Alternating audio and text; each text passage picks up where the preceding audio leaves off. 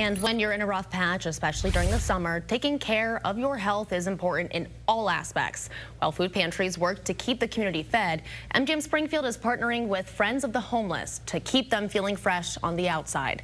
Today, MGM Springfield employees packed more than 1,500 hygiene kits to help those around our area experiencing homelessness.